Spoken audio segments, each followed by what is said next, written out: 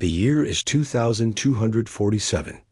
The void of space is a silent, endless ocean, and astronaut Ed Sterling is a solitary sailor navigating its currents. His ship, the Stargazer, is a tiny bubble of warmth and light against the cold, dark tapestry of the cosmos. Ed's mission is simple: a long-range survey of the Kepler 186 system. It's routine, monotonous even. The hum of the life support systems, the gentle glow of the control panels, this is his world.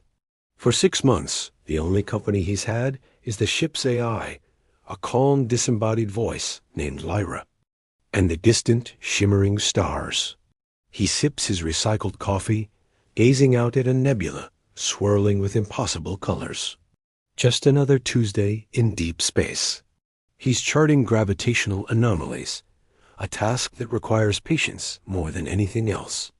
The silence is comfortable, a familiar blanket. But in space, silence is a fragile thing. Suddenly, the calm shatters. A blaring alarm slices through the quiet hum of the Stargazer. Red lights flash across the bridge, painting Ed's face in shades of emergency. Lyra's voice, usually so steady, now has a note of urgency. Unidentified signal detected. Captain Sterling. Origin unknown. Ed's heart hammers against his ribs. He brings the signal up on the main screen. It's not a standard Federation distress call. It's alien, a complex, looping pattern of pulses that speaks of desperation. According to the star charts, it's coming from a small, uncharted terrestrial planet. Nearby, a world that shouldn't even be there. Protocol is clear. Report the signal and continue the mission. But the call is persistent, almost pleading. Someone or something is out there, in trouble. Ed looks from the screen to the swirling nebula outside his window. His conscience battles with his orders. Leaving them is not an option. Lyra, he says, his voice firm. Change course. We're going to investigate. The Stargazer descends through the planet's thick, rust-colored atmosphere. The world below is a desolate wasteland of jagged rock and swirling dust storms. It's a dead world, or so it seems. Lyra's sensors finally pinpoint the source of the signal, a massive derelict spacecraft half buried in a canyon of black rock. It's unlike any design Ed has ever seen organic, almost skeletal, like the carcass of some colossal space beast. There are no signs of life, no power signatures, just that repeating, lonely distress call. With a knot of unease tightening in his stomach, Ed dons his EVA suit. This feels wrong. The ship is too quiet, the planet too still. But he has to know. He has to see who sent that call. He exits the Stargazer, his boots crunching on the alien gravel, and makes his way toward the silent, monolithic wreck. The airlock of the alien ship groans open with a touch, surprisingly still functional. The air inside is thin but breathable, metallic and cold. Ed steps into a cavernous, dimly lit corridor. The walls seem to be made of a strange, chitinous material, and the architecture is unsettlingly biological, full of curves and arches that resemble a ribcage. The silence in here is different from the silence of space. It's heavy, suffocating. He follows the corridors, his flashlight beam cutting through the oppressive gloom. He finds the bridge, and the sight makes him freeze.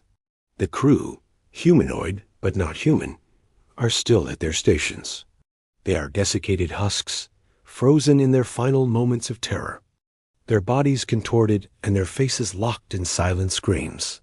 A story of a sudden, violent end is written in their lifeless forms. He moves deeper, finding logs and datapads. As he pieces together their final, frantic messages, a horrifying picture emerges. They weren't just a crew, they were scientists. And they brought something back with them. Something they found on this very planet. Something that should have been left buried. As Ed stands in the eerie silence of the alien bridge, absorbing the horror of the crew's final moments, a sudden, sharp click echoes behind him. He spins around. The distress signal, the looping, desperate call that brought him here, cuts out. The bridge is plunged into absolute, deafening silence. His blood runs cold. It wasn't a call for help. It was bait. From the deepest shadows of the corridor, a shape begins to emerge. It's tall, impossibly thin, with limbs that bend at unnatural angles. Its skin is the color of polished obsidian, and it moves with a fluid, predatory grace that makes no sound. It has no discernible face, just a smooth, featureless head that tilts as it regards him. This is the thing from the logs. The hunter. The creature that tore this ship and its crew apart. Ed raises his plasma cutter, his hands trembling. The creature lets out a low, guttural chittering sound, a noise that scrapes at the edges of his sanity. The trap is sprung. Adrenaline surges through Ed's veins, a primal scream of survival. He fires the plasma cutter.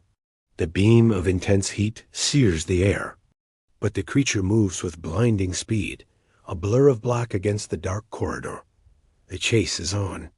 Ed turns and runs, his heart pounding a frantic rhythm against his ribs. He sprints through the ship's labyrinthine, bone-like hallways, the creature's chilling clicks echoing just behind him. He ducks under low archways, vaults over the debris of the long-dead crew, his only thought to get back to the airlock, back to the Stargazer. The ship is a maze, a tomb designed to keep things in. He slides through a closing bulkhead door, just as the creature's sharp talons scrape against the metal, a sound like nails on a chalkboard. He doesn't dare look back. He can feel its presence, a cold spot in the air, a predatory intelligence hunting him through its own lair. He finds a maintenance shaft and scrambles inside, pulling himself up through the tight, dark space. His suit is heavy, his breathing ragged. He can hear the creature scrabbling below, trying to follow him. He has to be smarter, not just faster. He emerges in the ship's cavernous engine room. Giant, dormant conduits pulse with a faint, residual energy. An idea sparks in his mind, desperate and dangerous. He lures the creature into the chamber, positioning himself near the main power core. As the obsidian hunter lunges, Ed diverts the last dregs of the ship's power, channeling a massive electrical surge through the floor plates. The creature shrieks, a sound of pure agony, as a torrent of energy engulfs it. It convulses and collapses, momentarily stunned. This is his chance. Ed doesn't wait to see if it's dead. He sprints, not daring to stop, not daring to breathe. He bursts out of the derelict ship's airlock and into the red dust of the planet. The Stargazer is a beacon of hope in the distance.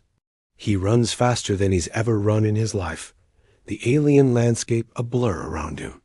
He can feel the ground vibrate, a sign the creature is recovering, that it's coming for him. He launches himself up the Stargazer's ramp, just as it begins to close.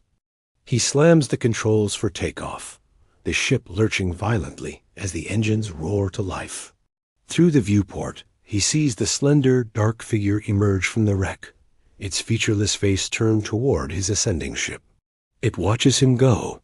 As the Stargazer breaks through the atmosphere and returns to the safety of the void, Ed collapses into his command chair, gasping for air, shaking. He is alive. He survived. The silence of space returns, but it's no longer comforting. It's filled with the memory of what lies on that dead world.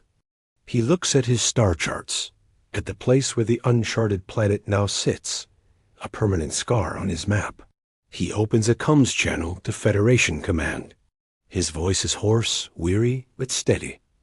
This is Captain Ed Sterling of the Stargazer.